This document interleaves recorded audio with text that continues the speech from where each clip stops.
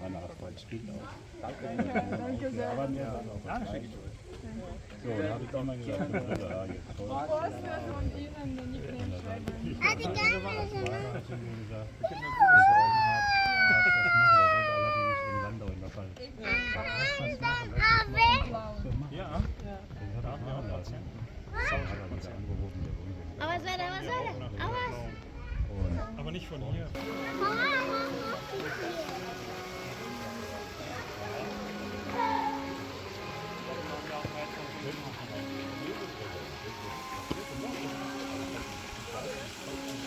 Hadi hava. Kaka. Kaka.